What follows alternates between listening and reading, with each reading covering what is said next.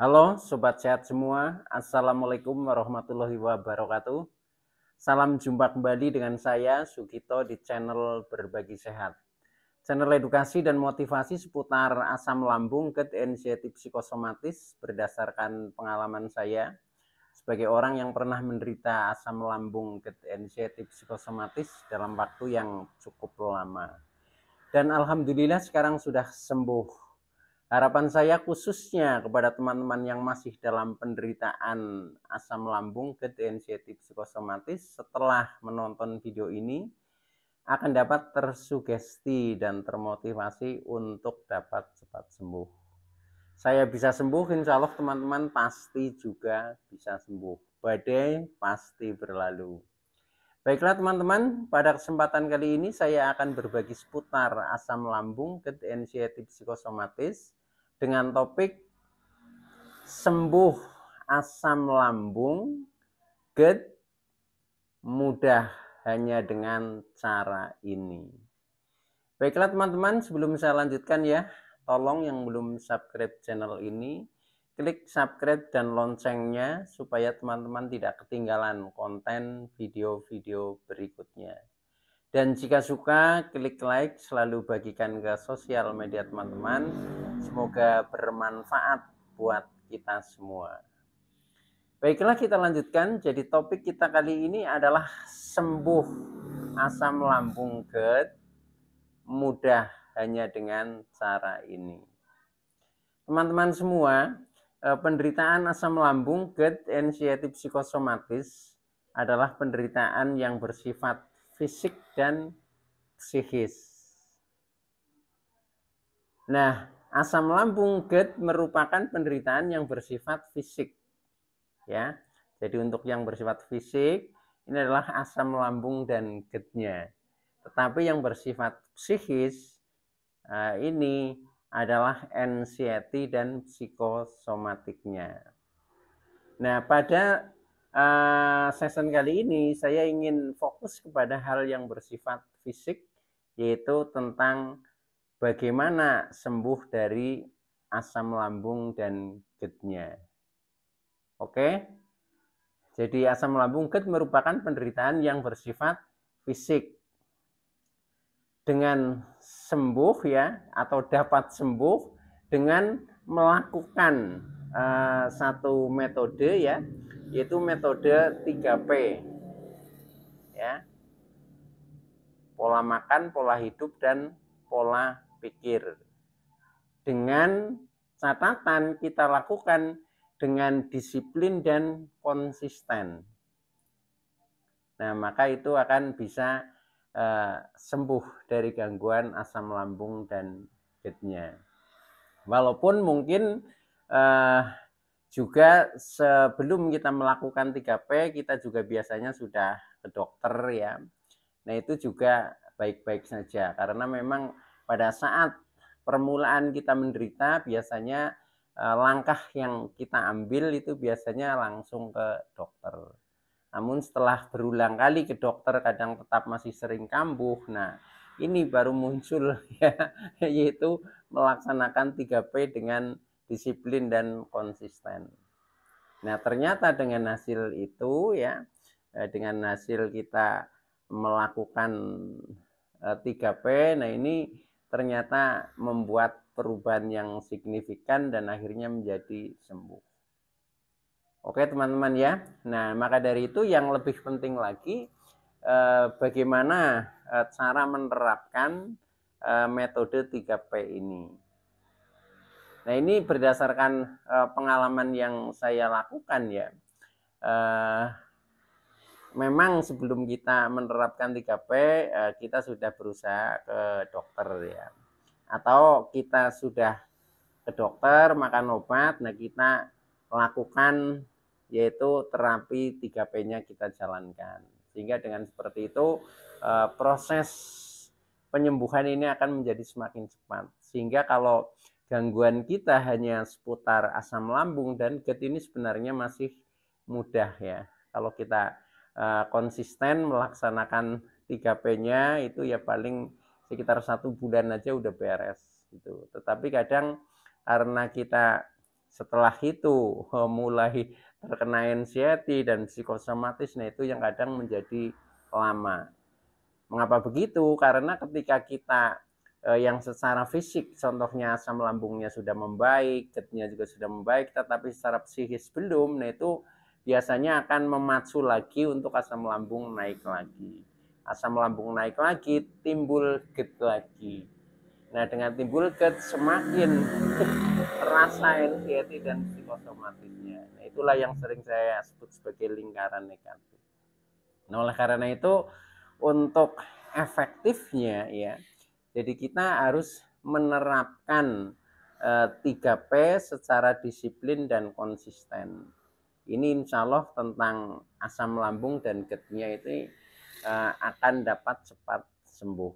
Seperti pengalaman yang saya lakukan itu juga seperti itu. Tetapi ketika kita belum menemukan bagaimana cara menerapkan 3P yang konsisten, nah ini memang yaitu jadi kadang sembuh, kadang kambuh, kadang sembuh, seperti itu ya. Maka dari itu kita memang harus konsisten. Nah, pada hal yang lebih penting ini adalah cara menerapkan 3P ya. Jadi cara menerapkan 3P ya. Yang pertama ya ini tentang atur pola makan ya. Jadi asam lambung itu sering dipicu oleh makanan maupun minuman. Nah, maka dari itu 3P yang pertama ini adalah tentang pola makan. Maka kita harus konsisten mengatur pola makan. Contohnya kita selalu berusaha makan makanan sehat. Kemudian mengatur waktu makan. Tidak boleh misalkan terlambat makan. Nah, selain itu juga kita harus menghindari makanan pantangan. Nah, di sini pantangan juga menjadi penting juga ketika kita sudah mulai menerapkan 3P. Nah, pantangan itu sebenarnya tidak begitu banyak ya, cuma ada beberapa makanan yang kadang ekstrim terhadap lambung kita ya, yaitu kontra lah ya, kontradiksi dengan lambung kita sehingga kadang memicu asam lambung itu menjadi naik. Nah, itu harus kita sadari, kita pahami dan kita lakukan ya. Contohnya misalkan kita menghindari makanan yang pedas ya. Makanan pedas entah itu dari cabai ya, entah itu dari lada ya, entah itu dari jahe, pokoknya yang rasanya endingnya itu pedas itu tetap berefek negatif ya di lambung karena memang lambungnya sedang ada gangguan ya. Maka dari itu kita hindari dulu yang makanan rasanya itu endingnya pedas ya kita hindari. Nah, kemudian makanan yang asam-asam ya, yang asam-asam itu contohnya yang paling banyak jeruk misalkan ya.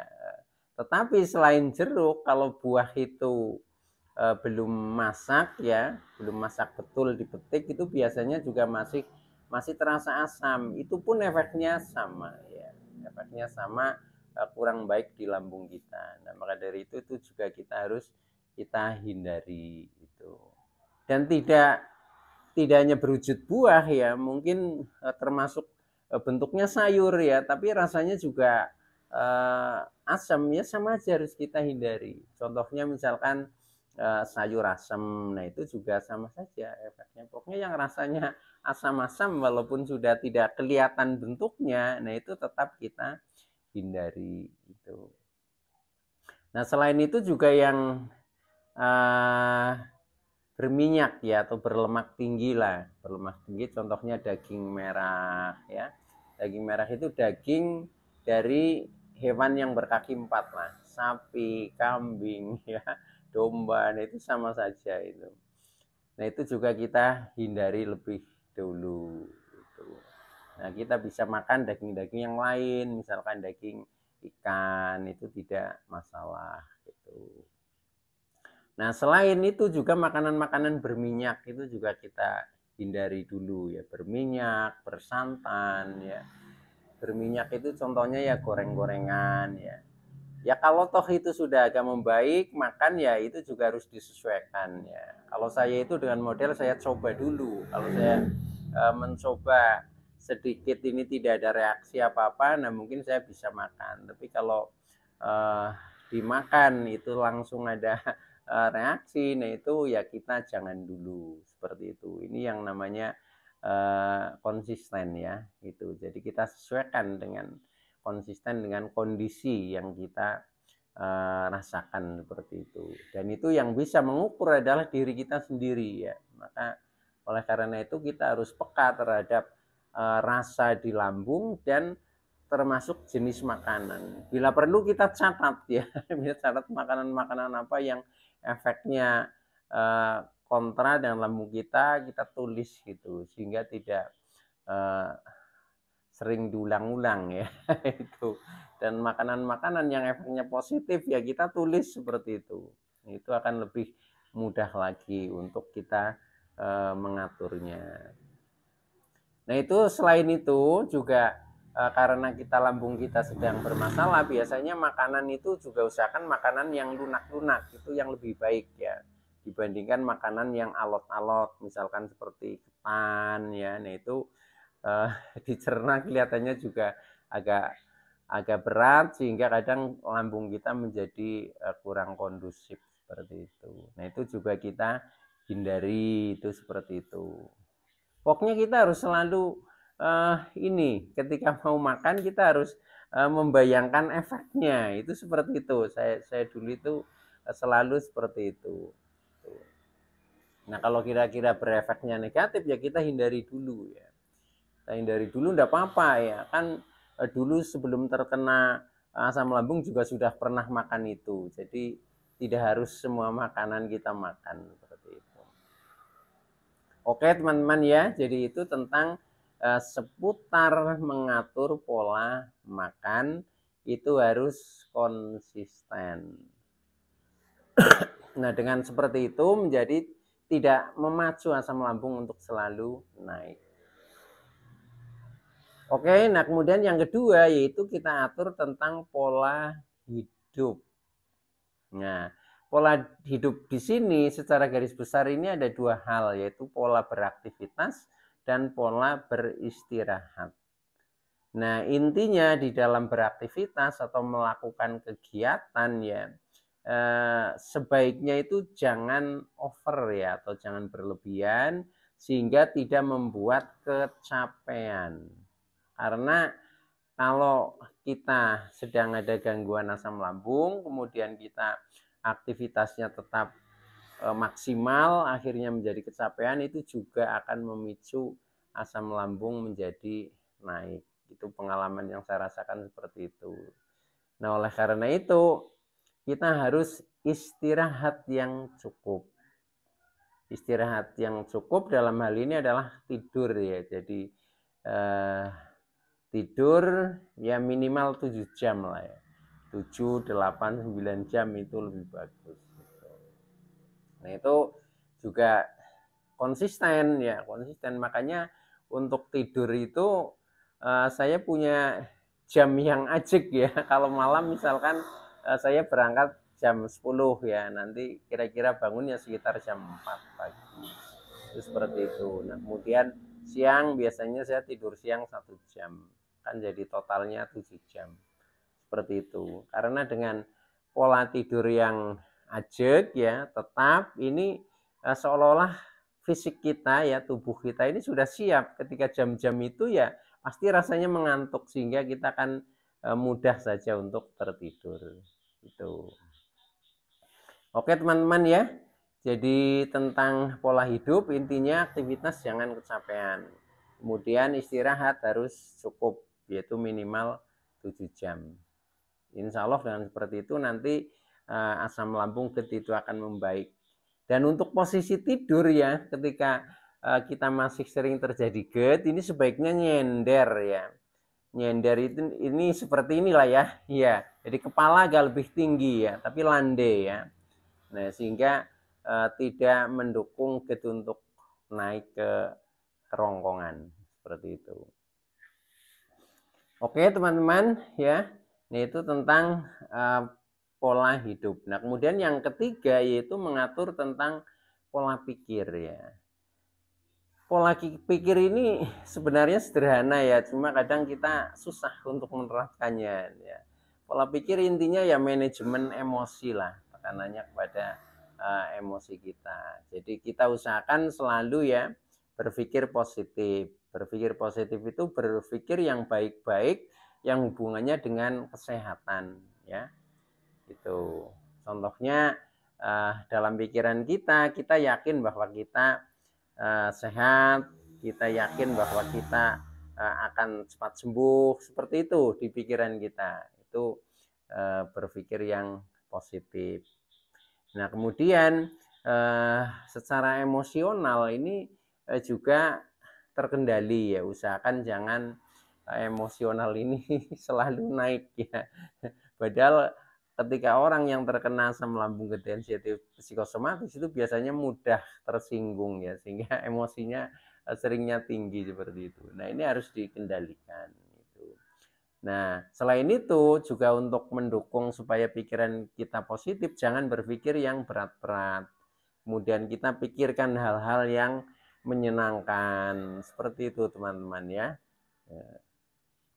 Nah, dengan seperti itu nanti pikiran menjadi tenang ya, akhirnya tidak memacu asam lambung untuk naik. Nah, dengan seperti itu asam lambung tidak selalu naik, tidak terjadi, maka kita akan sembuh. Oke teman-teman ya, itu dulu yang bisa saya sampaikan. Mudah-mudahan bermanfaat buat teman-teman semua. Kurang lebihnya mohon maaf ya. Terima kasih atas like, subscribe, serta komennya. Saya Sugito dari channel Berbagi Sehat. Saya bisa sembuh, insya Allah teman-teman pasti juga bisa sembuh. Badai pasti berlalu. Oke, terima kasih. Wassalamualaikum warahmatullahi wabarakatuh.